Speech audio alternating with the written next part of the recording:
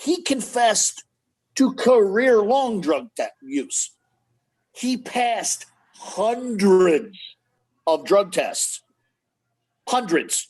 Mm-hmm. So, yeah, they caught him once out of several hundred. Does anyone know percentages? Does anyone know how effective that test is?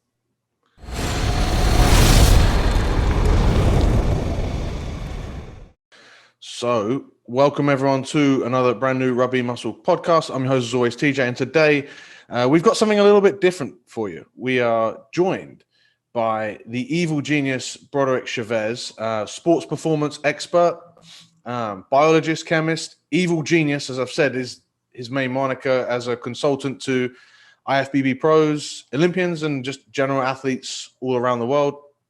Broderick, how you doing this morning? All is well. Thanks for having me.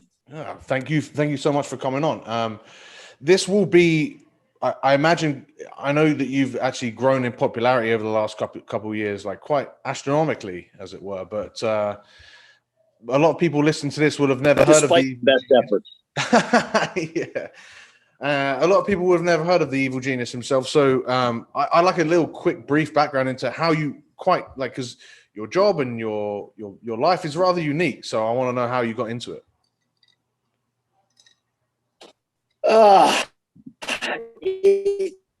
It's kind of almost the other way around. Like I never got into it. I never more the other way around. I never got out of it. I was just that rare and unique child that one day around 5 or 6 years old, I literally just decided what I wanted to do. I literally remember the moment, as silly as it is. I was watching for people in the other parts of the world, this may not mean anything, but in the early 70s, there was this TV show called The Wide World of Sports. And it was like an amalgamation of like the last few months in sports, like all put together into a broadcast. And I was a little kid. I got to see very, very little television. So television was quite an event. So I would sit really intently, and they showed a few minutes of footage from the 1972 World Olympic Lifting Championships. Ken Patera, Vasily Alexia, Serge Redding, a couple of names. And just a light bulb went off in my head, and I turned to the adults in the room and I said, "Lifting weights is a job? That can be your job?"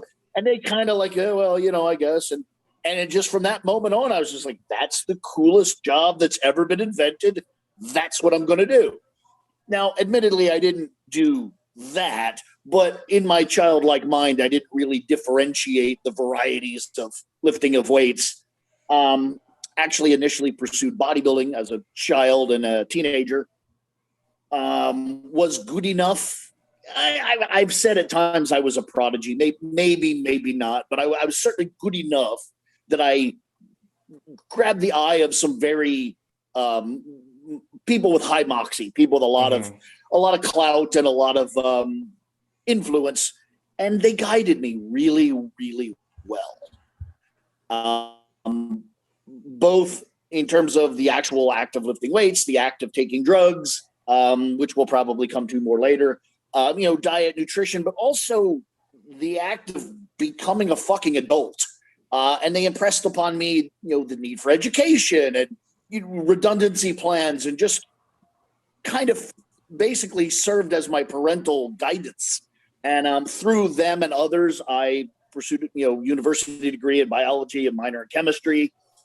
Through my exposure to university and my particular, predispositions for both weight training and drugs and immersion, I wound up heavily involved in coaching with the track and field units. Got my initial training, coaching kind of chops in the track and field world. Later parlayed that into bodybuilding, powerlifting, strongman, and then kind of. And again, this is kind of unique to the U.S. Sports have gone in almost in fashion or in cycles in the U.S. There was a period when lacrosse was very, very big. And there was a period when hockey was very, very big. So I've kind of moved through the cycles. For instance, now we're in the MMA era. Everybody thinks they're an amateur MMA fighter, whereas, 20 years ago, everybody thought they were an amateur boxer. So it's been kind of cyclic, but because of that, I've gotten a very, very broad exposure to varying demographics of athletes, ranging from ultra marathon athletes to Olympic wrestlers to MMA fighters to bodybuilders. So it's been a really, really broad pantheon of athletes I've worked with. And in terms of the autobiography, I'm cutting out huge swaths of things, but that's kind of the basis of how I got to where I. Yeah, that's interesting. So you already named a few sports there that you wouldn't have thought that the drug guy would be interested in, ultra marathon being one. I mean, obviously you would think that, but you'd be like, why is a testosterone guy? Like, I've seen it actually because I've been looking at endurance, trying to learn from endurance athletes and stuff for my programming. And there's a lot of them that say, well, I don't know if actually drugs would help you as a ultra marathon runner because it's all about mental toughness. So what are they trying to get at there? Here's the problem with that. First of all, that's just blatantly wrong. And we'll come to that in a moment. But on top of that, there is a little bit of a misconception in the language there.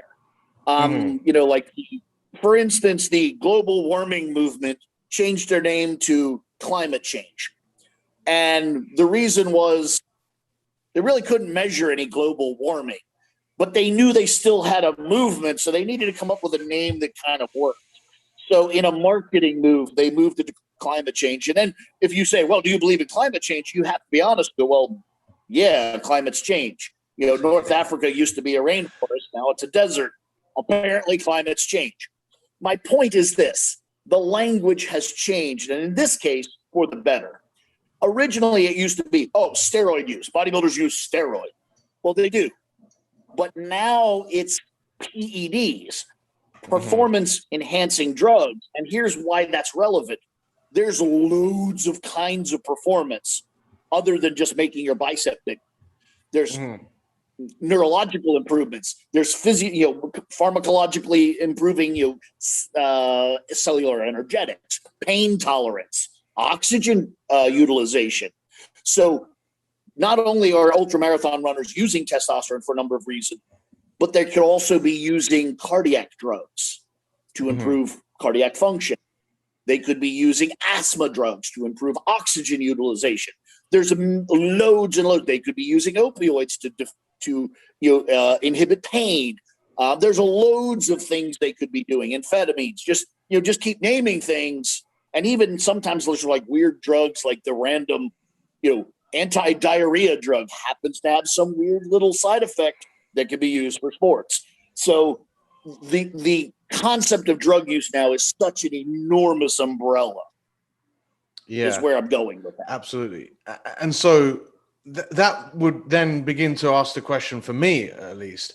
People tend to sort of bash, anabolic steroids in particular because, it's not worth it. You're going to die before you're 50, etc. But now if we're looking at all these other different drugs like anti-diarrhea, that seems like that's not a bad thing to not have diarrhea.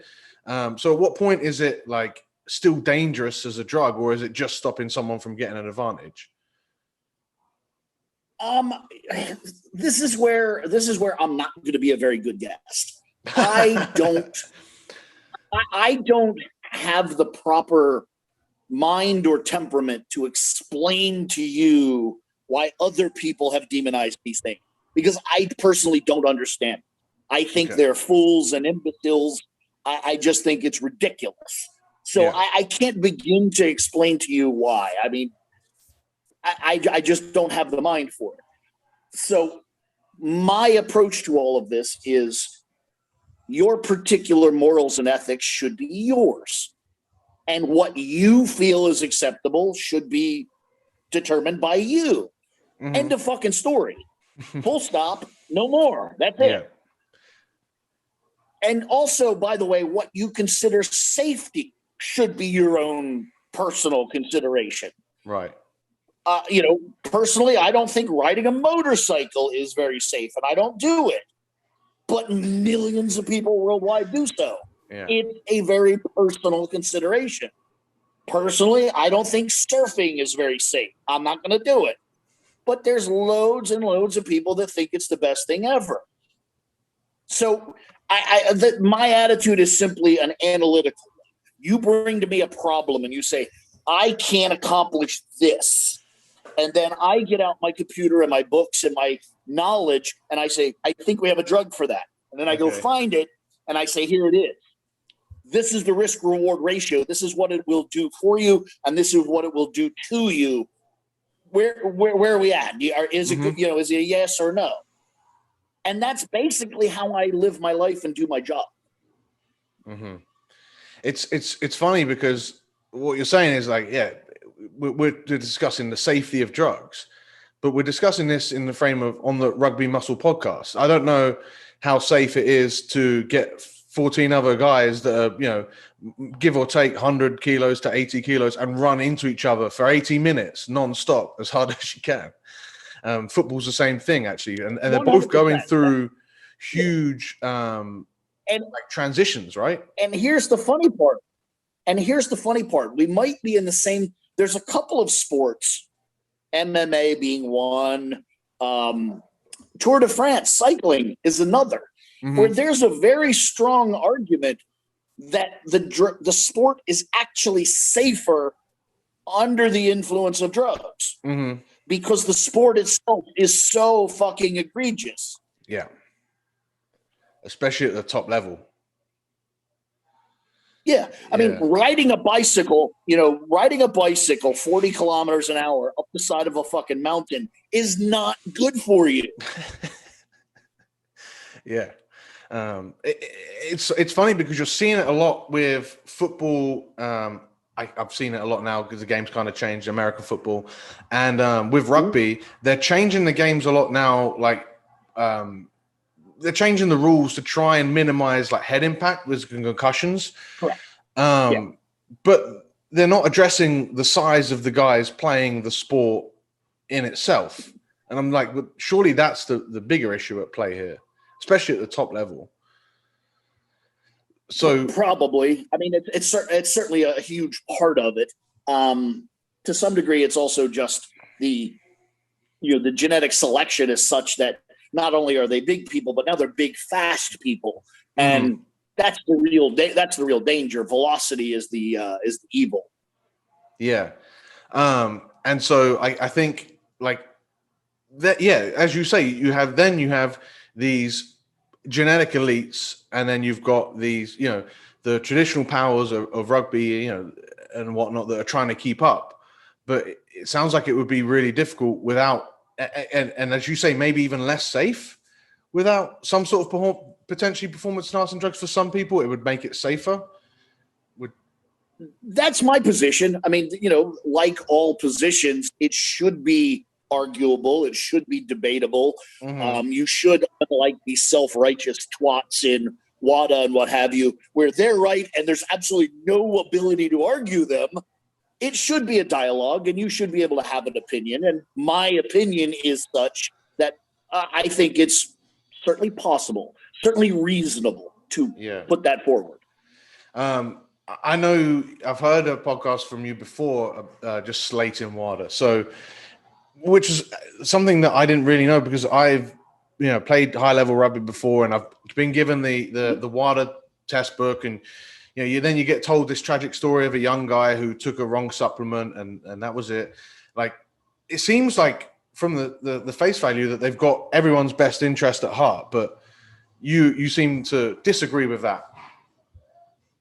No, I don't think being self-righteous ever has anyone's best interest at heart. I sincerely don't. None of their arguments really hold water. None of their arguments really, when you look at them rationally and critically, are valid. For instance, they say, well, we're looking out for the health of the athletes. Well, then why are we doing drug tests? Why aren't we doing health screenings? More athletes die from aneurysms, strokes, random things that could be treated medically than die from steroids. Yeah. Since the official number of deaths from steroids is dickola, keep that in mind. There's a number of situations where steroids have been implicated, but that's different. Like, you find a dead body on the floor, you could implicate the people in the house, but it doesn't mean that all of them killed him. Right. You see, so the actual one-to-one correlation between he took a steroid and then he died, that number's 0. 100%. Like, do all of you out there start Wikipedia and double check me, make sure I'm not misleading you. Would you say that means, I mean, obviously that doesn't mean that there isn't any sort of safety aspect to any performance enhancing drugs, right? Well, of course not. Drugs are drugs. If it's doing something, it has consequences. There is no such thing as a safe drug. Paracetamol, ibuprofen, diarrhea drugs. There's not a drug that you can find, cough medicine. There's nothing, no drug anywhere that doesn't have a side effect, or in some cases, many. That doesn't mean that they're invalid tools. Automobiles have problems, like, fatalities from high-speed accidents. All sorts of. That doesn't make them an invalid tool. It means proceed with caution. That's all it means. Same with rugby. It doesn't mean it's an invalid. Just because people are colliding into each other doesn't mean, oh my God, this is unsafe, we have to avoid it, I guess. It's ridiculous. The comedy, this is the comedy. And I point this out all the time. The American Medical Association is a plethora, an absolute bevy of stupidity. If you look at their statistics, more people die in the act of having sex than the act of taking steroids. So I think WADA should outlaw sex. I hope they don't. But it's right up their self-righteous, indignant alley. That's exactly the sort of thing they would do. Yeah. Okay. So as we're saying that obviously there is a safety line then with using substances like this. They have, especially, testosterone, steroids, whatnot, they have probably the worst of all of them in terms of like people's health. They look at people that take steroids and they're like, oh, you're going to die early for sure. Where does this reputation of testosterone and steroids being inherently terrible come from? And is it just because of like people have it? Because it's one of those things like with any drug that if it's illegal and hard to obtain, then your sources of information are going to be either shit or very hard to obtain as well. Well, here's the one place where I actually have a little bit of an opinion, because I actually lived through the era. I'm almost 50 years old. So my formative, era in association with steroids was the late 70s and early 80s. Mm-hmm. And the current president of the United States, Joe Biden, is almost exclusively, single-handedly responsible for the illegality of steroids in the United States. And this is an opinion. You're welcome to disagree with it. But my opinion is that he was a shitty athlete. He could not fuck a cheerleader, and therefore they had to go.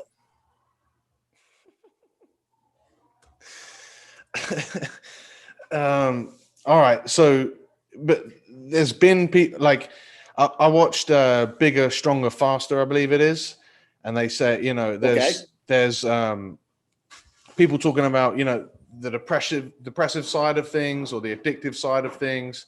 Could you talk to that at least to get started on it? Well, once again, I'm a bit pragmatic when it comes to that. Right. Is it the drug or is it the person? Is that the same person that would wind up addicted to gambling or porn or heroin? Probably. Yeah. It's just a matter of picking the poison. Most of those sorts of things, and I am not a psychologist or psychiatrist, nor am I even qualified to have an opinion on the topic. But my observation over almost 40 years of doing this is that's the person, not the drug. That person would have a problem with some drug if it wasn't steroids. So again, I don't really weigh in on that particularly. I can weigh in on the health risks associated with steroids And it's not nearly as awful or scary as people want you to believe. Tend to lean toward elevations in blood pressure, tend to lean toward a negative impact on blood lipid profile. But the most serious and egregious effect of steroids is they work. And by that, I mean they tend to raise lean muscle mass. They make you heavier and larger. And anyone who's ever had a pet should know that the larger the dog, the larger the cat, the larger the, pet hippopotamus, whatever the fuck you have, the bigger the animal, the shorter the lifespan. Mm-hmm. Mass is the number one indicator of mortality. So you're taking a group of drugs for the purpose of getting bigger. That means you are technically taking them for the purpose of shortening your life. Now, probably not by a lot, but probably. Mm-hmm. It's one of those things when people tell me, people love to shit on the, what's the BMI? People tend to shit on BMI. Yeah. And they it doesn't measure muscle. But I'm like, yeah, but it's not about that. If you're a bigger person, your organs and your heart and everything is still working harder, right? And that's not a good thing. Yeah, right. If you have a pickup truck and you fill the back with, manure or bricks, it's not one's more noble than the other. It's just heavy and it's weighing down on the fucking truck. Yeah, that's a silly argument. Yeah. Okay. So if that's the biggest risk factor of this, you see a lot of, it's a good sort of transition to talk about people that take on TRT with the opposite. They take TRT because they think that that's going to extend out their life and make them live longer and healthier because their testosterone is tanked for whatever reason. Is that true? How does that work? I'm gonna speak over you for a minute because I actually started this with the analogy of the example of going from global warming to climate change. They did exactly the same thing with testosterone. Those curmudgeon, hear me out. Those curmudgeon shitty old men that were, my age in the 70s are now 70 and 80 years old, and now their little floppy liberal peckers won't work. And so they want testosterone. So instead of starting testosterone clinics, because, oh my God, that would be horrible, they started longevity clinics. Oh, it sounds so low. We're going to make our old people live forever. It's not steroid use. It's longevity.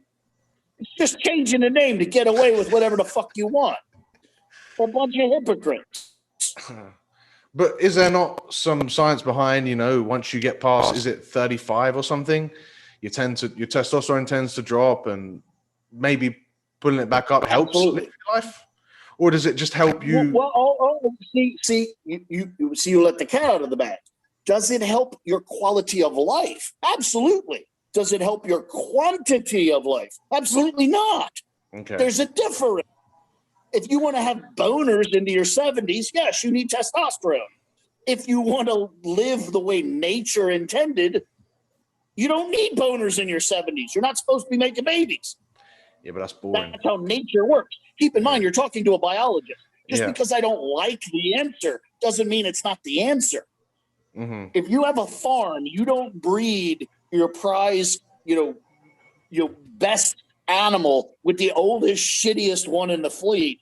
You use the young stud. That's how nature works. Okay, so TRT is basically just clever marketing. I believe so. Okay, and it's now. Also, let's be fair, and I don't want to misspeak. I want to lead everyone completely to the honesty. That doesn't mean I don't do it. I absolutely do. Right. But I'm not under some deluded belief that I'm going to live forever. I'm under the deluded belief that I'm going to be awesome while I'm here. Right.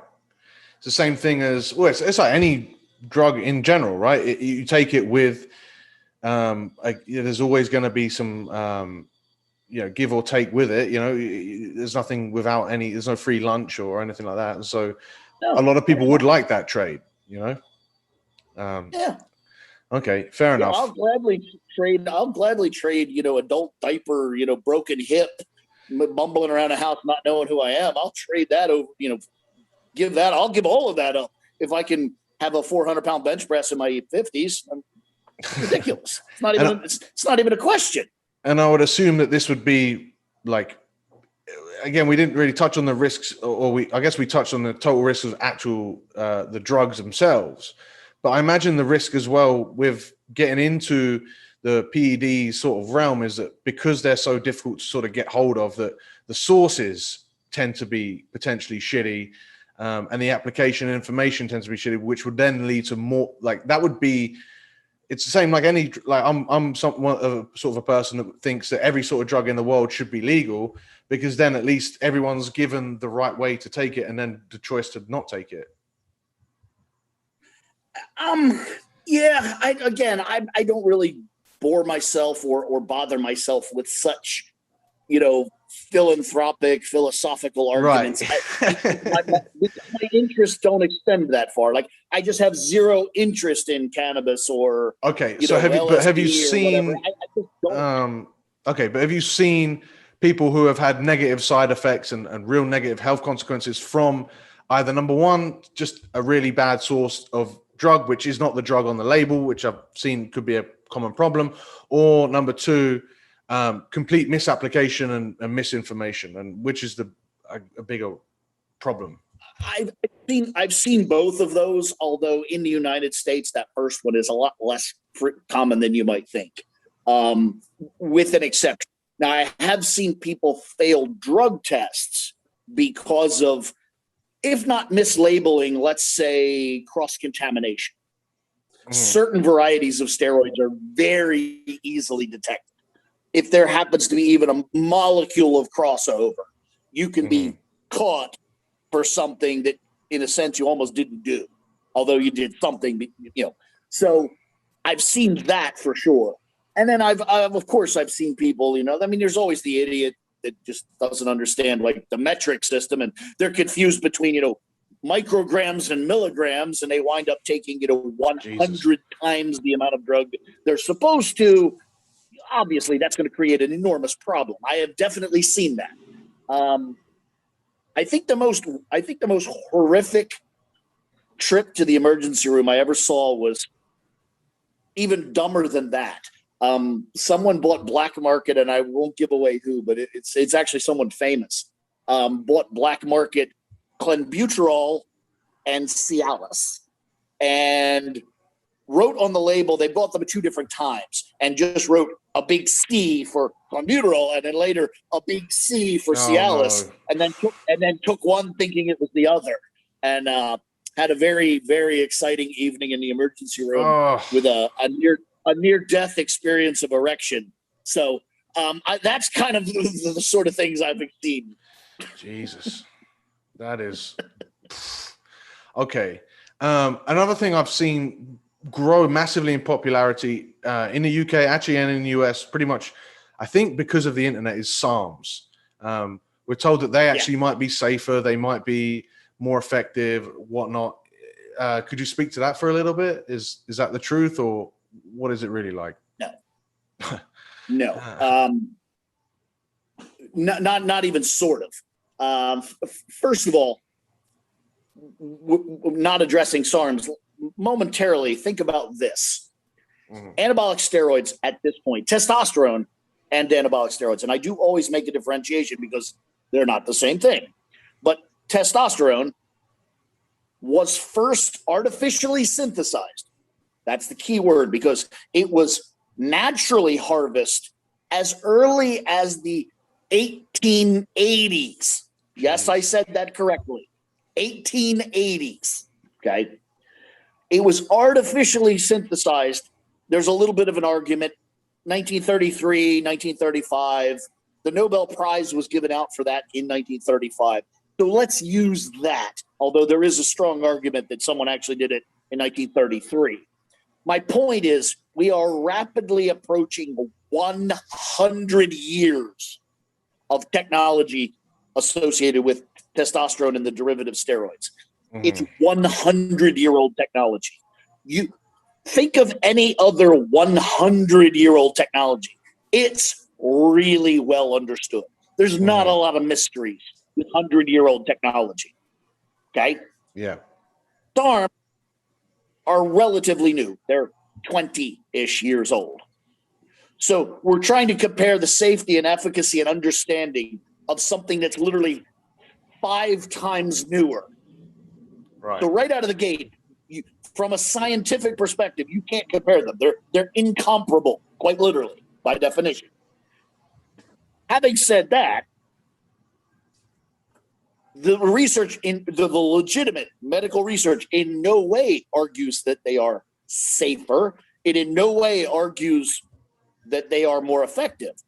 What it argues is that it's an opportunity to get a drug to do some of the same things steroids do from an entirely different molecule. They are not steroids. For instance, opioids are very well understood, but all opioids start with that opioid molecule, and then you make this one or that one, you make Demerol or Vicodin, but it started as opium. Mm-hmm. All steroids follow that same. It starts at testosterone, and then you can make this one or that one. It just so happens that paracetamol also mildly treats pain in an entirely different way than opium. That's what we have with SARMs. They are not steroids. They're an entirely different molecule that happens to instigate some of the same effects. Mm-hmm. Okay. So right out of the gate, there's no argument that they're safer or better. They're different. Right. Then secondly, you have to look at the goal. What was the purpose? Why did science go to the effort of spending the money? And that's the key word. Whenever money's involved, somebody had to want to do it. Nobody accidentally spends money. So money was organized and allotted to the research of this. Why? It was because the thinking is, because it is a different molecule, testosterone is in nature meant for the transformation from an androgynous prepubescent to a man. Androgen, which is what testosterone falls under medically, literally is Greek for that which makes male. Mm-hmm. So testosterone and the derivative steroids have a masculinizing characteristic. It's unavoidable. The thinking was, by starting with this SARMy, base molecule, we might be able to skirt that masculinization. We might be able to build some muscle without making males, because that's bad for, women and children. Okay. Mm-hmm. Completely reasonable, completely rational. However, think about this. And I don't mean to be sexist, because there are extraordinary female athletes on this planet. I'm very, familiar with many, but in a general sense, sports, especially combat sports, especially, rugby, football, those sorts of, I put them in almost combat sports arenas. They have a certain, if not masculine, let's call it alpha characteristic. You got to be reasonably aggressive to want to bash your head into another human being while carrying a ball. To extract the maleness from that might, extract the sport from that. Right. Oh, how about that? It's amazing what logic will do when you take the moment to apply it. Yeah. And so you would say, like, that would even be a positive side effect or a positive effect of taking steroids, and that sort of family would be that they could enhance the aggression that a player might need, or something like that, or an athlete might need. Well, I absolutely would make that argument, although I need to even caution you there. You're falling into a little bit of the indoctrination of language. Okay. There is no such thing as side effects. For instance, consider this. I'm always good at talking about something else, but think about this. You later today will go outside in your yard or go outside in the neighborhood, and you'll look around and you'll see pretty plants and ugly weeds. Mm-hmm. There is no such thing. God didn't come to earth and say, these shall be plants and these shall be weeds. It's people's opinion. They like these because they smell nice, or they look nice, or they do something nice, and they don't like these because they're prickly and ugly. They're just fucking plants. My point is this. There is no such thing as a side effect with a drug. There's desirable effects, and undesirable effects, but it's still what the drug does. Okay, yeah. Which actually leads me going to circle back to SARMs. Was one of the things people say about SARMs is that the good thing is that it doesn't shut down your natural production of testosterone. Supposedly, well, it turns out that's wrong. It turns yeah. out that no, it really does, and that's unfortunate because we all did have our hopes on that, but Okay. it turns out that that's. So would that even make it even like less effective than your steroids? Because at least if you're taking the steroids, then you're still getting testosterone via the steroids themselves. Is that right Correct. or wrong? Okay. So because you don't need to. It really more or less is correct. There is a very narrow demographic of people that might get some. I almost said athletic benefit, but let's call it cosmetic benefit from SARM. But it's a very narrow segment of people. It's not significant enough to even hold a conversation about. Right. Yeah. I mean, from this, we've already gathered it doesn't do the thing as well. It has all the negative side effects that you would take, and it doesn't and it's less researched in terms of safety and efficacy as well. Correct. Okay. Absolutely correct. Then I'm probably asking the wrong person as I ask this, but why is it so popular then? Why is it because it's just easy to access and it's that gray area of legality? A number of reasons ranging from exactly access and not yet falling under legislation and also marketing. I suspect if steroids were newly invented now, they would be the miracle drug and the internet would be a buzz and, they would be as or more popular than SARMs. So I think it's kind of a combination of things, including just the moment in time. The public is extra receptive to, anything that might make their life easier. And it's just one of those things. And steroids that ship's already sailed to try and make that the nice guy or whatever, right? Well, I guess not with TRT, right? As you just said. Okay. So that seems to have completely derailed that argument of SARMs. I guess people are just, it's one of those things. And I think this is the same thing when people look at steroids is, you hear people say like, oh, I don't want to take steroids because that's just seen as a shortcut. Is that goofy argument? That's a really goofy argument because, and I think this stems from the fact that people don't have a particularly strong grasp on reality. Okay. In that, it's a shortcut. How can there be a shortcut to impossible? Yeah. It's a shortcut to a destination that doesn't exist. Argument. Yeah. Right. Without steroids, there would be 0 600-pound bench presses on Earth. No human ever has been given the genetics to do that without drugs. Okay. So how is there a shortcut to impossibility? It's a ludicrous argument. Well, I've heard the argument, and it's often done by people that I guess. You're different because, as you said at the beginning of the podcast, you had a educational process of this, like this side of things. And most young guys don't do that. They actually do it. Maybe not because they want a shortcut, but because they think it's the only way, or it's, I don't know. They just haven't paid their dues and they're 19 or 20. Yeah. At that age. I mean, in a sense, you could make the argument that it is the only way because, like I said, there's no shortcut to impossibility. Again, think about this. I personally have 0 interest in it and I'm only vaguely aware of it, but there apparently is such a thing as natural bodybuilding. Okay, fine. Let's use it as an interesting example. People that dedicate all of their time, all of their effort, all of their everything to, lifting weights and pursuing bodybuilding without drugs. The biggest one on Earth, the biggest natural bodybuilder on planet Earth, a shade over 100 kilos.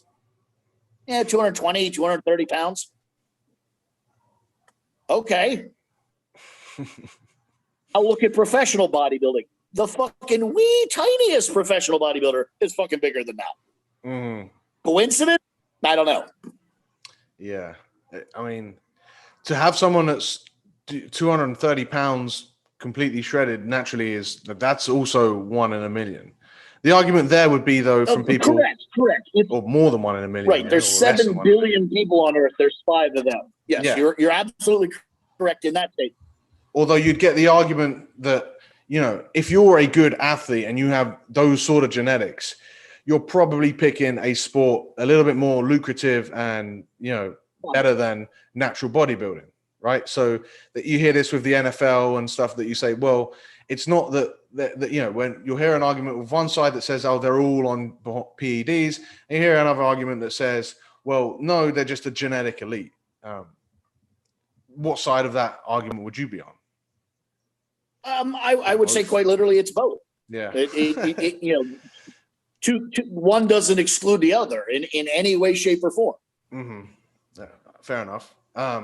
Then the other argument you hear, and this is one I hear a lot about rugby, and one that I would tend to make even with my job as strength and conditioning for rugby players, is rugby is primarily a skill and a tactics-based sport as well as a collision sport. Those elements are just as big. So they would say, well, I don't really think steroids would do you any good in this sport. Where are we at with that? Again, that's kind of a very silly argument. Think about this. And again, people just lack that. I said, think about this. That's the part where most people just kind of fall off the bicycle and, skin their knee and cry. So, anything that requires thinking is, it's like annoying and tiring and they don't want to do it. But momentarily, hike up your drawers and think about this. Okay. What is the major difference between a 10-year-old boy and a 20-year-old man? Size. Okay. Yeah. Size, muscle, deeper voice, erections. You can name a lot of stuff. Puberty. Every single one of those things you can name is the product of testosterone. So apparently testosterone in some way aids in the you throw like a girl to you throw like a professional athlete. Mm-hmm. So if it could take an androgynous blank template that is a child and turn it into a man, it's completely reasonable. I mean, just not beyond the imagination to say if you gave more to a man, it might do more of that. Mm-hmm. Holy shit. That's what you call logic. And it hurts. Oh, it's painful. Right now, there's loads of people just holding their ass right now. Like, that stings a little bit. I don't like that. Okay. Then another one I hear is, and this is one I've seen it as well. You see guys that take steroids, or they'll take, it will be steroids definitely for this example, and it will make them a worse player. They'll put on size, and then they'll just be worse, and they'll blame the steroids because they say, oh, well, the steroids made me lose my conditioning, I couldn't run as well, etc. Like, is that a thing? Oh, absolutely, 100%. But that's not the fault of the drugs. That's fault of the execution of the overall training regime. Again, let's not use my opinion. Let's use, historical fact. Lance Armstrong confessed to using testosterone. Lance Armstrong was not overly muscular, and he was kind of good at that whole cardio thing. Like, just kind of. I mean, marginally. All right. So I'm going to say that's, somebody who bought a gun, shot themselves in the foot, and then said, God damn it, guns are terrible. All right. Yeah. It's actually, I do have to say that Lance Armstrong, that guy, he broke my heart when he confessed to all that, because I read the books and I was like, this guy is the most wholesome guy. But then that begins to open up your eyes as to what is shitty and what is, if you look at the Tour de France over the years, it's just, I think you have to get to like 19th place or something to find someone that's, well, maybe they probably still have taken something that they just didn't pop on a test. It is kind of ridiculous. It's just absolutely silly. The whole, I mean, I could lament on the topic forever, but there's just no coherence to any of the arguments whatsoever, including to some degree, even including the, you're like, we need to make you hear this as an argument a lot. Well, if it's not to protect the athletes, it's to make a level playing field. I hear that one all the time, a level playing field. And I will remind anyone who wants a level playing field that I'm 164 centimeters tall.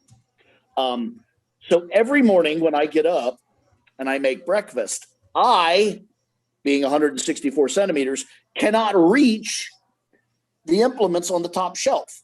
And my wife, who is 185 centimeters, will come and get it for me and hand it to me. There is no level playing field. Right. Yeah, I see it when I do jiu-jitsu. People say, "I'll stop using your strength," and I'll say, "Well, you stop using your speed because you're smaller. You can move faster." That's not fair. Like I wouldn't say the same thing. Right. That's like saying, yes, stop using your right hand. Like, well, it's ridiculous. There is no such thing as a level playing field. That's literally the defining concept of humanity. We're not, carbon copy templates. So there's just no coherence to their arguments whatsoever. And you see that with rugby, if you look into it, where you've got this group of the Pacific Islanders, who are extremely genetically blessed, and the rest of the rugby world just wants to take advantage of those without letting them stand out and be the best players that they are. Like, they have the academies now, French academies are getting set up over there and stuff because they have the genetics. And it's like, I thought you were trying to make this a level playing field. This isn't fair. Right, exactly. It's just there's no coherence to the arguments whatsoever. So could anabolic steroids or any other number of drugs make an athlete better? Of course. Could they make an athlete worse? Of course. Mm-hmm. But in that same breath, that same athlete could gain weight via body fat and get so now are you saying, well, donuts were just as bad for me as steroids? They impacted my game just as negatively. Like it's just a ridiculous argument. It's the same argument that people make when they just say that generically, when they just throw out, oh, well, you don't want to put on muscle because muscle will make you slow. And obviously that's been debunked. So you would take that one step further. Yeah, right? That's just a goofy argument too. Okay. So there's just really no version of this that makes sense. It's like any other tool. It's like buying a gun. You need a certain amount of education and skill when wielding it. And if you wield it poorly, the outcome will probably not be as good as you hope. But that's a very reasonable approach to pretty much everything. Yeah. Mm-hmm. Okay. Then another one a question I got asked to throw your way was about when you see it a lot. South Africa has this a big school festival known as Craven Week, where they suspect that this is becoming a big problem. And I'm seeing it a little bit in other schools and stuff where you get to you get the players that are in the top end of school. So they're probably 16 to 18, maybe, they're under 20 and they're suspected of taking a lot of performance enhancing drugs. But then once they make the professional ranks, they're then not exposed. I mean, they're exposed to all of the testing and all of this. So would they have been caught, or would they have then gone down in performance because they stopped taking the drug, or how does that work? Because I hear that once you stop taking it, you come off, then you lose all your gains because you just can't keep it up naturally. Is that how it works? Well, it is, but your initial premise is predicated on the idea that drug testing actually works. And since it doesn't, that's an utterly false question. Oh, fantastic. Okay, so then let's talk about the drug testing, because I see it actually. It's a stat I looked up before we recorded this was that the vast majority of UK anti-doping test failures primarily come from rugby, and they primarily come from amateur to semi-professional rugby rather than professional rugby. Mm-hmm. Is that because I know I'm throwing philosophical questions that aren't your forte, but is that because we're probably seeing a lot of recreational bodybuilders and stuff that also play rugby in their spare time, or is it because the pros avoid the tests better? No, it's actually probably something more almost apropos than that. It's the weeding out process. Most athletes use drugs to fill their genetic gaps. Right. So if you're not genetically comparable to your peers, you need more drugs.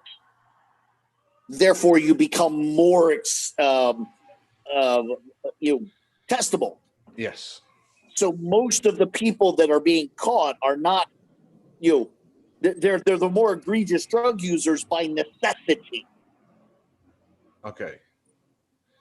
And then therefore And they're so the ones that get filtered tested out by virtue of failure, leaving the elite who can get away with less drugs. Plus now they have more money and more organization. So they're even less likely to be detected.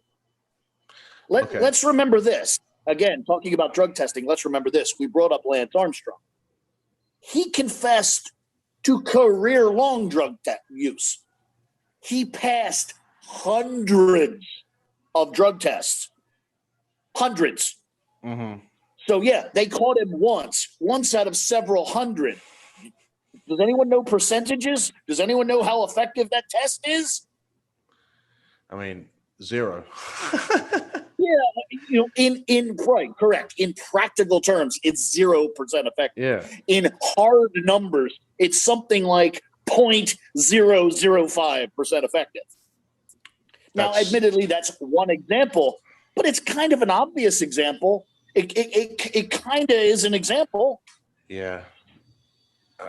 That's interesting because I distinctly remember when I was playing for Poland and I had to take a piss test, and I remember being so afraid, even though I'd done nothing wrong. I was like, taking maybe creatine, but I'd done nothing wrong, and I was so afraid in case I got trace amount of something in something or whatever, But so because that would have me believe, like from the pamphlets I read and stuff, that even if you have a trace amount of something in a supplement or a tainted supplement, is that just BS then? Is there not a tainted supplement? That's just what people use to skip out of a willful admission? That's one of those where you're asking my opinion. So I will offer my opinion. I have nothing tangible because how could you? The reality is I understand chemistry sufficiently that I could say there's a vague possibility of that in some certain special, very unique situations. It's not inconceivable. But in reality, it's an excuse, like so many other things.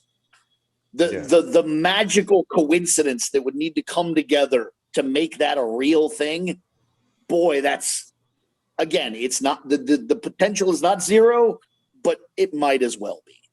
Yeah, because I was thinking like a lot of in retrospect, you look back and I think, well, some of these people that claim that it was a supplement or something, and they're testing positive for something that you have to inject. So how does that work? Is that possible? No, not really. No. Okay. All right. So you mentioned really quickly, I don't want to take too much more of your time. So we'll finish on this. I guess that, like, you said about how the professionals have more access to, they have more money, they have more resources. Is this just ways that they can use to pass tests, or is it that they get different drugs, or is it that they get a heads up? Because I know that, if you've watched Icarus, there's whole systematic. Okay. All of the above.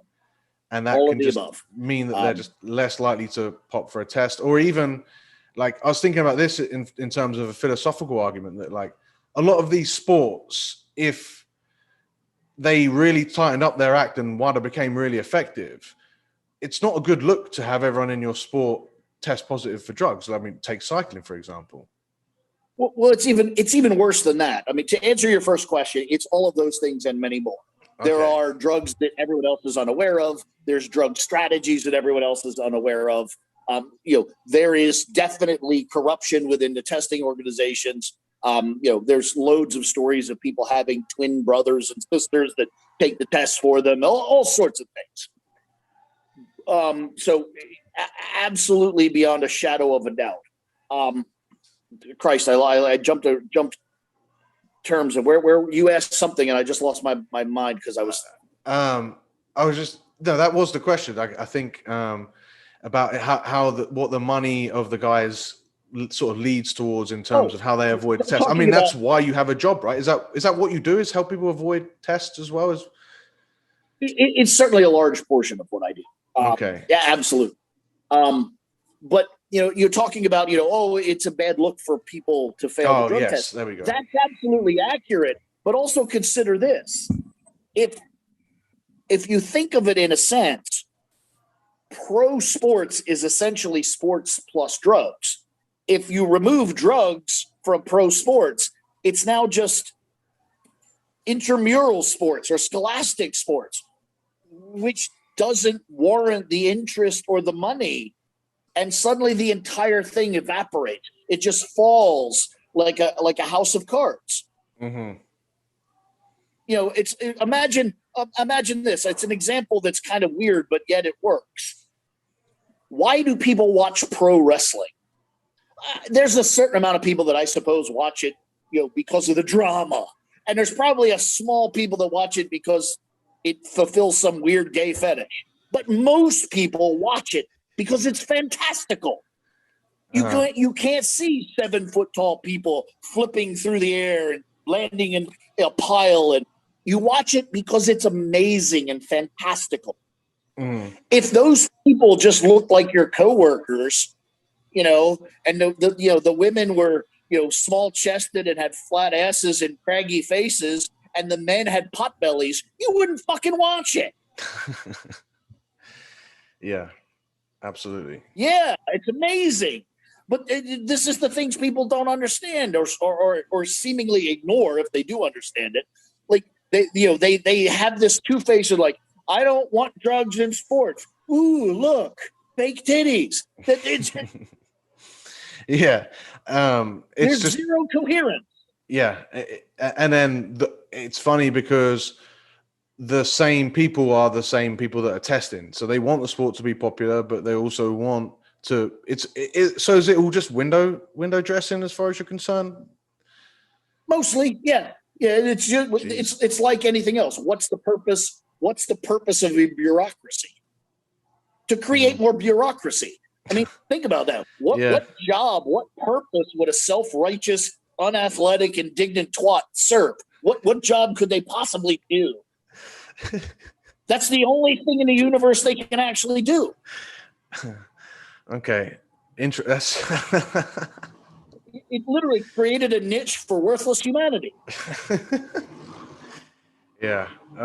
And anyone that is less genetically blessed that wants to achieve that level is also, they're sort of trying to hold them back because they would be the people that would pop.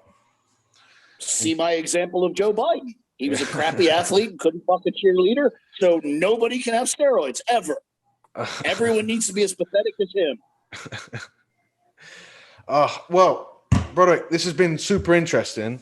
I do have 3 quick questions. The first of which I'm not sure if it's quick because it's, again, kind of asking to dig a little bit deeper, but it's by asking it to everyone, it's what does your field, performance enhancing drug look like in 20 years' time?